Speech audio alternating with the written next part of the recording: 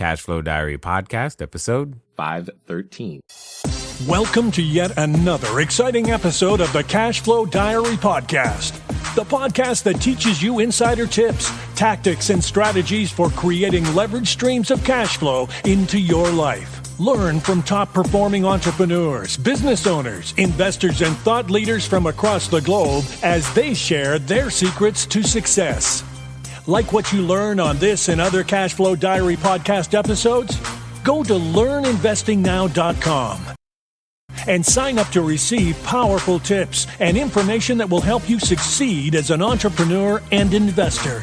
Now, here's your host, investor, entrepreneur, business owner, educator, speaker, author, and master facilitator of Robert Kiyosaki's cash flow game, Jay Massey. All right, ladies and gentlemen, welcome to another episode of the Cashflow Diary Podcast. I'm your host, Jay Massey, and I'm glad that you are here today because here's the thing. When it comes down to becoming a real estate investor or a business owner or an entrepreneur, it is a process. It's not something like, you just go, all right, today I'm this, tomorrow I'm that. But it kind of also is. Here's what I mean. Many of us out there, you have been thinking about how can I build more cash flow? How can I get out of my job? How can I have that business one day? I think my life should be more than what it currently is.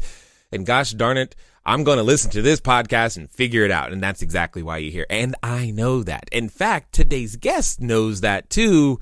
But he knows it in a very intimate way because that's exactly what he did. See, many of you out there, you've been in your job or your position or you've been in the corporate America for quite some time and you could feel a little, we'll say, stuck. And maybe now you're thinking, you know what? It's too late for me. I can't do it. I've been here too long. What else am I going to do? Well, today's guest is none other than Paul David Thompson. You may know him from his podcast, Ready Investor One. And most importantly, he made the transition. Yes, successful transition after 15 years in corporate America. So what does that mean for you? That means there's a chance. And he's going to share with us today exactly not only how he did it, how you can do it. And we're going to learn the lessons of what it takes to build cash flow, because now he's also been helping others make that transition as well. So here's what we're going to do. We're going to make sure that, yes, while we're walking the dog and washing the dishes and on that treadmill today, we're going to make sure that we're paying attention. We're going to mark and bookmark the actual points that you hear that you're like, ooh, I need to remember that later. And I know that that's going to happen for you. And when it does, I want you to make sure that you come back, that you take action, because we're going to listen and we're going to learn, and let's get ready to love Paul Thompson. Paul, how you doing? I'm doing fantastic. Thanks for the intro. You're quite welcome, because at the end of the day, this is exciting for me when I get to hear individuals. Now, one of the questions I'm just going to tell you right now, I think there's a particular movie that you like, because when I look at the title of your podcast, it makes me think of something, but we're going to get to that in a moment. But before I go there, what I want to know is, well, I've got to ask, since this is the first time you're here, I got to ask you the same question that everybody else gets the first time that they're here. Are you ready? I'm ready. All right. I tend to look at today's entrepreneurs a lot like yesterday's superheroes. For example, if you think about, Batman, Robin, Wonder Woman, etc., but as a superhero, I can imagine myself flying around town and using our products and services, saving customers one at a time. That's kind of what we do as an entrepreneur. But also as an entrepreneur, what also happens is, well, we have a beginning. If you think about Spider-Man, for example, there was a time when he was just a kid going to school, trying to mind his own business, earn some extra pizza money, take MJ out on a date even. And then one day he gets bit by a spider, discovers that he's got a superhuman ability, and he gets to now choose, am I going to use this new skill for good or for evil? So my question to you is as follows. Before your podcast, Ready Investor One, before your real estate portfolio, before leaving corporate America, before helping and coaching and training individuals and helping them make their transitions, what we want to know is, who is Paul David Thompson? Well, thank you for that opportunity. I was or am a normal average person. I don't have any, the raw materials that I'm working with is probably very similar to everybody who's listening. I'm not a savant or anything special. I worked in a corporate America job. I was a computer engineer and worked my way up the corporate ladder. And I realized on that way up that corporate ladder that my ladder was against the wrong wall, but it kind of took me a while to figure out what to do about it. I looked for alternatives and I was short on ideas. I just didn't know what to do. I knew I needed to invest, start a business, do something different than just always depending on that single income, because my wife doesn't work. We choose for her not to work so she can be home with our kids. I knew I needed to find a way out. So I knew I was vulnerable. My wife doesn't work. She stays at home with the kids. So what could I do to figure out a way to replace my income? And I considered looking at a lot of different avenues. I thought about starting an insurance agency or buying a franchise. And in all those scenarios, I couldn't help but feel like I was just going to be buying myself another job, jumping from the proverbial frying pan into the fire. I'm not sure which would have been worse. So I decided to go down the path of buying real estate because I could take one property down at a time. And I could use leverage without having to use all of my saved capital. And I could use creative financing, use some of the techniques I've been studying on how to acquire assets that pay me now versus a lot of the qualified retirement plans that people get into, including me, where you can't easily tap into it until you're much older. So I was in my mid 30s or 37. So I guess I was pretty close to being old. And but I was bankable. I knew I was bankable. And that's what allowed me to use some of that leverage to buy properties. And I think once the momentum started building, if you go back and look at it, I think I bought 18 properties in the first 18 months. And that sounds like a lot, but people have done more than that, certainly, but that sounds like a lot, but it didn't feel like a lot because I was just thinking about taking one step at a time.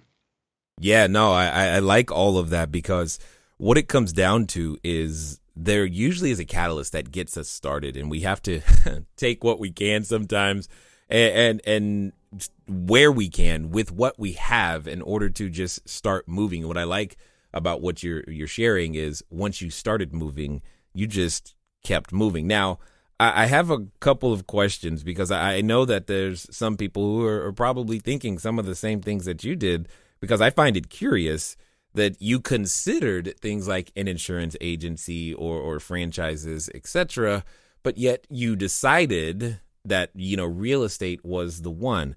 What was there something that you didn't like about an insurance agency or the franchises? The risk associated with it was whoa. Hold on. What do you mean? But there's risk associated with real estate. Isn't it not just as uncertain? It can be uncertain, and there is absolutely risk with any sort of investment. Mm-hmm. But I could buy one property. In my case, the first property I bought was $30,000, and if that went completely bust, I could have recovered from it. But when you go out into the business world, I couldn't make that gradual transition. I couldn't build my bridge as I went. With a business, oftentimes, not always, but certainly with the ones I was talking about, you basically have to sever your employment and then jump off the edge of the cliff and build your flight or your plane on the way down. Got it. Now I understand. All right. That makes a lot more sense to me because, there's no like, hey, boss, I'm going to be over here at the insurance agency on Wednesday. So, right. I get that. Now that makes a lot more sense because there's a lot of people who, and I'm sure you know this, that there's a lot of people who are wanting what you currently experience. They're hoping to like make that transition. So I've got to ask the question, what was that day like when you go, all right, because you may have said it many times before, I'm going to leave, I'm going to do this, I'm going to start this. But there came that one day where you actually like did it. What was that like? That's right. Well, I have discovered this now after the fact when I've done some more reading, but any way to make any sort of lasting behavioral change, neuroscientists have figured out that it's one of three things.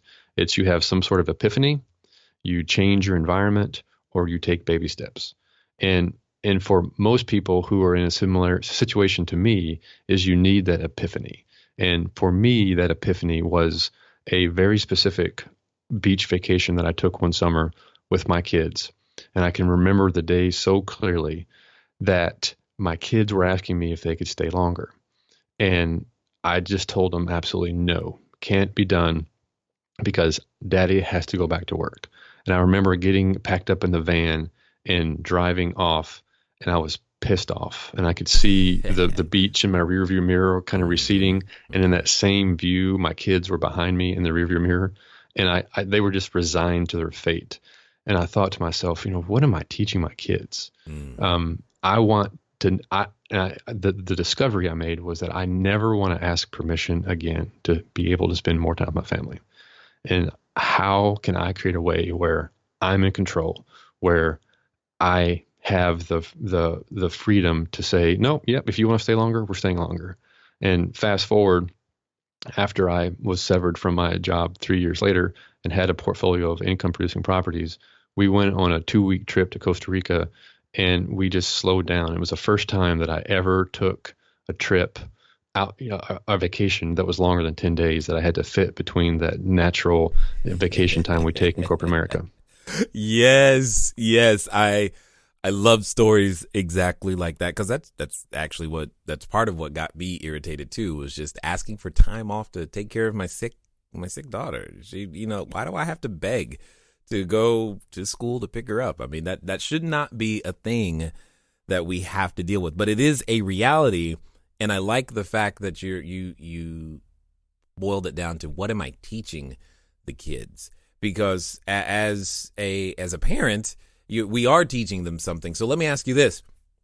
When it comes to the lessons that you are learning and have learned as an entrepreneur, there's something that parents often do. We often tell our kids, you can be anything that you want. Mm-hmm. How do you feel about that today? Saying that to your kids now? Well, I practice it now, so I actually believe it, and more important, I model it. Mm-hmm. So kids do what they see, not what they hear. And so it's really important to me that now when my kids come home from school about 3:00 every day, I'm here. I mean, I'm at the house, and they're 11 and 8. And so I only have, 8 to 10 years left with each one of them while they're in the house and they're in their formative years.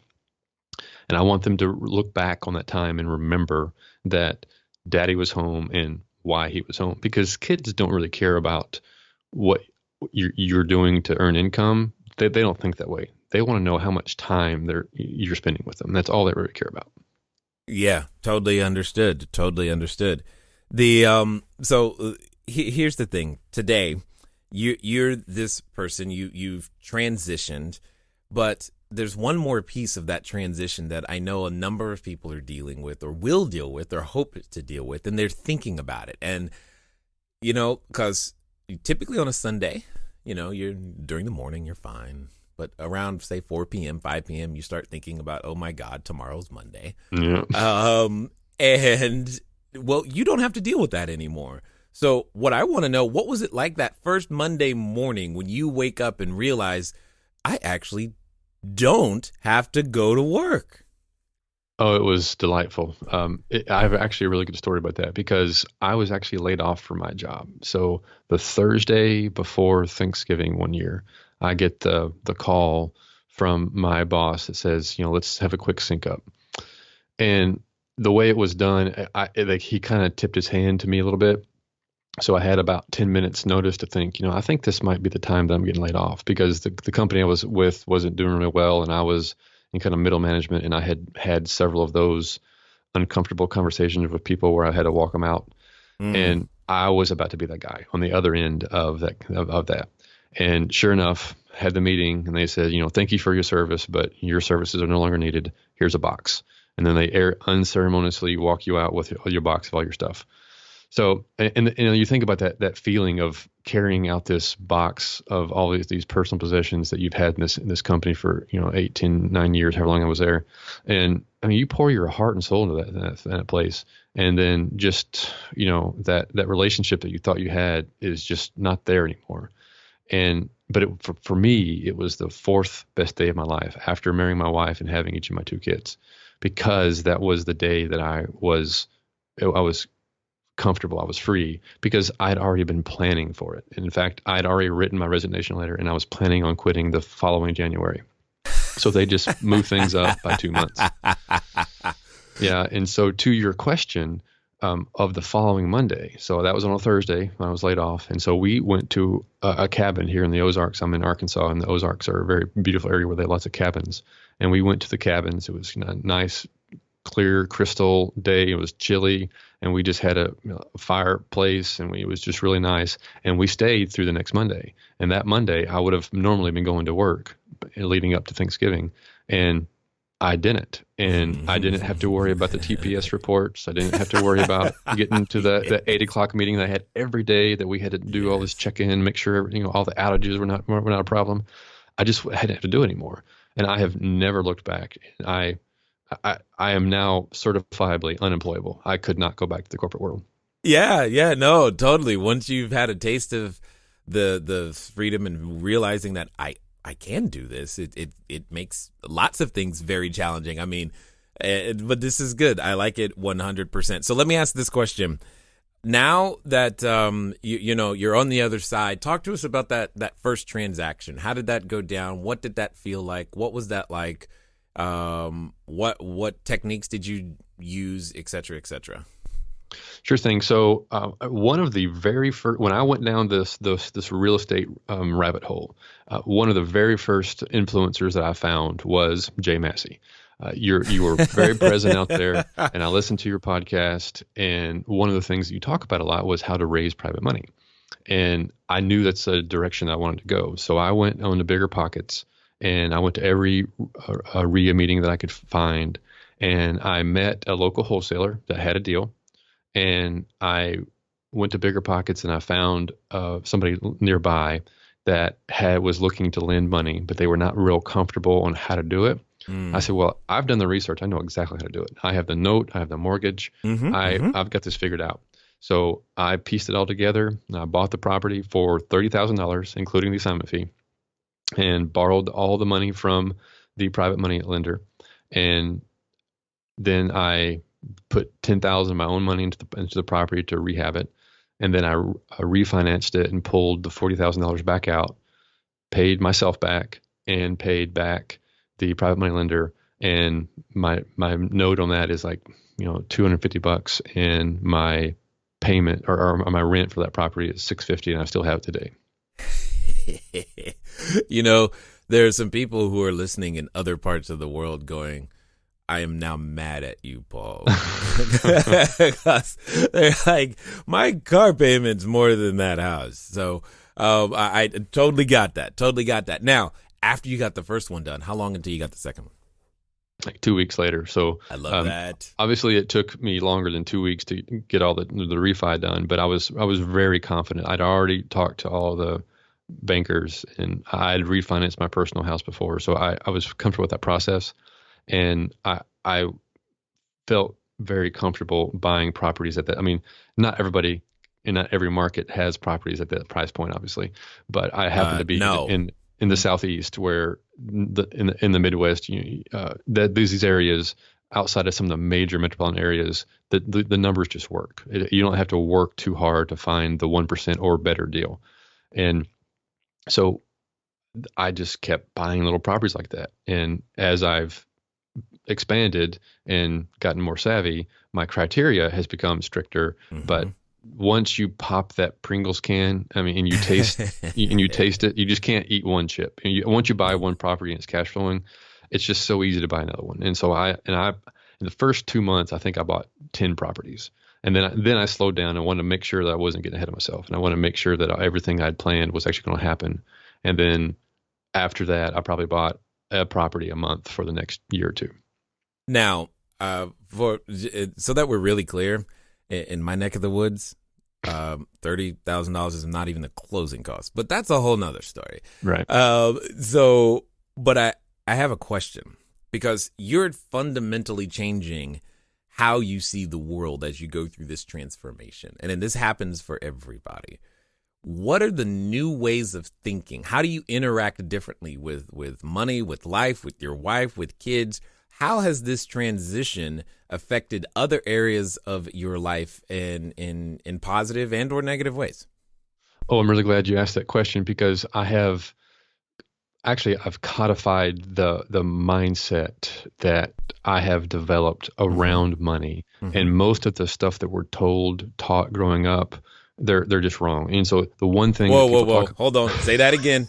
There's somebody who they were washing the dishes, they tripped over the dog, they need to hear that. Say that again. Hey guys, thanks for listening as always, and I'm glad that you continue to support with each and every download and subscription and share. One of the things that I want to ask you though is, where are you listening to me from right now?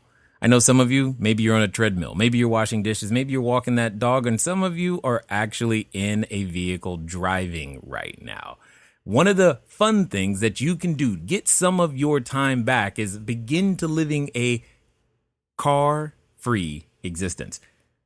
But even then, it can be a little complicated. So one of the things that I want you to do is I want you to go over to Zipcar. Go to joinzipcar.com/CashFlowDiary. It's a way that I am able to still go get a car just for a few hours, very, very simply, so that if I have a lot of errands to run and sheets to drop off and running to the short-term rentals, or if I just want to go for a long trip up to LA and back, etc., I can rent a car for a very, very short period of time. And the cool part is I don't even have to pay for any gas. Again, go to joinzipcar.com/CashFlowDiary. What you're being taught by your formal education is well intended in most cases, but it's not. A lot of it about money specifically is not right. You're being taught to be an order taker and to finance all your consumer activities. Mm-hmm. And I've switched my mindset around so that now the number one thing that people mess up is that they think that time is equal to money. We hear the cliche all the time. It sounds right. Time is money. Time is money. Only if you're not an entrepreneur do you think that way. The proper way to think about it is to learn to separate time from money. If you always think about your time as equal to money, then you'll never be wealthy. The way to crack that code is to switch your mindset and recognize that the money is in the money. The money is not in the time. You only have so much time to put out there.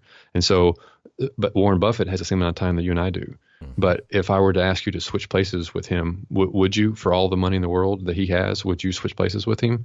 Of course not, because you have time on your side and you use that time to set up systems that then scale, that doesn't require your activity anymore. So separating time from money, that's why building businesses and having assets that are working for you versus, because I don't go to work anymore. So people ask me all the time, how are you making money? And they just don't understand that I don't make money. My money makes money. Mm-hmm. I love it. There's just so many fundamental things that this transition has been for me, and that I hear for others, is that continually happens. It's just so universal, regardless of what country you're listening to us in right now. I just want to say these principles are the same everywhere. And what it comes down to is, are you willing to go out there and make it happen? Now, Paul, as you've gone and grown through this process, you're making another transition, because some people, what they do is they go and they put, all their effort, they build their business, they get their slice of the pie, so to speak, and then they ride off into the sunset. But that hasn't been enough for you. You're now producing content and helping other people and helping them make that same transition. So I'm curious where that motivation comes from. The motivation is that I have found that my zone of genius is learning new information curating it down into bite-sized chunks and sharing it with people so they can make transformations in their lives. Real estate, for example, is probably not my zone of genius. It's probably a zone of excellence for me. I'm good at it and I can excel at it, but real estate itself is just a black box for me. It was a bridge to get to the other side of abundance. And now that I have a life of abundance, I want to empower as many people to build their own bridges across from the side of scarcity to the side of abundance. Oh, I've never heard anyone say it so well and be like so similar to myself ever. So that I love that 100%. Now, the name of your podcast is Ready Investor One. I think there's a particular movie that you like. Am I guessing correctly? Yes, it is definitely a play on the book and subsequent movie called Ready Player One. Yeah, got it. Okay, so I'm curious. Help me understand the similarities between the thought process between the movie and your podcast, because I just find it. I'm curious. Sure. So the idea behind my podcast, Ready Investor One, is that I'm trying to always teach somebody how to invest. And when you're thinking about investments, you are a player in a game, and our game is investing. And so you want to take that individual approach of what can I do to help invest in myself, invest in my network, and invest in assets so that I can acquire things that are paying for my lifestyle. And I happen to like the play on kind of the 80s references. I'm a child of the 80s, and so it just thought it was a fun little play on words. Got it. I knew it had something to do with it, and I'm like, there's no way he randomly came up with that without thinking about the movie. So yeah. I had to know. But one of the things that I have found, in assisting individuals and helping them get started in various different ways, is that they always think about someday or tomorrow or one day. It's always in the future. What are some things that you have discovered what people could do today, right now, that would begin to make a difference or prepare them? Like, I mean, you took the time to be prepared. You were like, you know what? The moment they lay me off, I'm ready to go. Mm-hmm. What could they do to put themselves in that same or similar position? Well, I talk about investing a lot, and I don't always just mean money when I'm talking about that. So you should always be investing in yourself. You are your greatest asset. So you want to invest in yourself, and you want to develop a stack of talents and abilities so that you have the intellectual aptitude, the intellectual acumen to deploy ideas into the marketplace. So when you're investing in yourself, I just think of it as input in, output out. So the more I take in, which is what you're doing in this podcast, that's a good start. Lots of books, lots of YouTube channels, lots of courses, lots of conferences. Invest in yourself so that you have the tools available to you to then go out into the marketplace and start a business or buy a franchise or start real estate. Whatever your chosen path is, you got to start with yourself first. And second, you want to develop a strong relationship. You need to upgrade your friends. Most of the people that you're around, they're good people and they mean well in almost every case, but they are following the same default behavior that in life plan that we've all been given, which is to go to college, get a job, and then work for 40 years and pay your mortgage off. That worked 20, 30 years ago, or 50 years ago. That was the baby boomers plan, and it worked then. That is not the safe approach to do anymore. That is, I think, the riskier approach now. You have to find alternative sources of income so that you can replace you having to rely on your personal income and getting around other people who are doing the same thing by going to conferences. One of the reasons I started a podcast is I wanted to meet and have interesting conversations. I want to meet good people, have interesting conversations, and as a result, I cannot predict the outcome of that, but I just feel like it'll always be good. You're giving away my secrets now. Have you not met the most interesting people how else would you have called some of the people you've talked to? Yeah, that's without exactly a platform. 100%. 100%. It is definitely opened doors that one, I didn't even know existed, let alone gave me the ability to walk through. Now, you mentioned the concept or the idea of default behavior, and I agree with you. There's a lot of us who are living by default versus design. So my question is what's your new default behavior? That's interesting because I've never put it that way, but I like the question because my default behavior now is I spend probably the first 2 or 3 hours a day investing in me and primarily on my mindset and the language that I have in that record that plays in our minds all the time. It's really important to uninstall what you've gotten from your culture and your upbringing and install the right sort of thinking. So I think we all have kind of like 3 keystone behaviors that we should be working on. And these keystone habits have the profound effect on the rest of us. And it starts with reading and it can be listening to a Kindle book or anything like that, but reading books. Somebody who has had the time to sit down and think through a book and write it tends to be a richer content than even podcasts or blog articles. I like reading books. I love podcasts. I love reading blog articles, but we need to be reading more and more. Second is meditation, and call it what you want. Meditation has this weird word, has a weird connotation to it. It's stopping and thinking about your focus. And so where your awareness is where your energy flows. So you always think about when you have a few quiet moments to yourself, you can think of it as prayer. You can think of it as just a time of silence, but think on one thing, whether it be your breath or a prayer or an incantation. And whenever your mind slips, which it invariably will, the exercise of adjusting that focus back to, oh, this is what I'm meant to be doing. Oh, this is what I'm meant to be doing, is an exercise that has been practiced for millennia and has profound impacts on every other part of your life. And third is exercise. And I don't mean like bust yourself out and, hurt yourself or be crazy, but just a little bit of body movement. I do like kettlebells, like 25 kettlebell swings. That's not a full workout, but it's my body's moving. I get my energy up, and I'm able to be a much more present person when I do a little bit of exercise. Got it. Love it. 100%. Now, for those that have listened this far and are like, man, I like this Paul guy. He's really cool. And want to find out more about what you've got going on or looking to take their next steps in their transition, what's going to be the best way for them to catch up with you? Well, sure thing. My website is pauldavidthompson.com, the way you would imagine those 3 names are spelled. And then for listeners here, I'll have a special giveaway at CashFlowDiary. So Paul David Thompson / CashFlowDiary. I have a free ebook on how to create offers that sellers can't resist that I give away to anybody who's interested. And I'm also launching a book in March that is talking about my journey from escaping the corporate world. Yeah, I like the word escape. There are so many people who are looking to join you on that journey for sure. So as we wind down, I've got a final question for you because I'm kind of curious to hear your answer.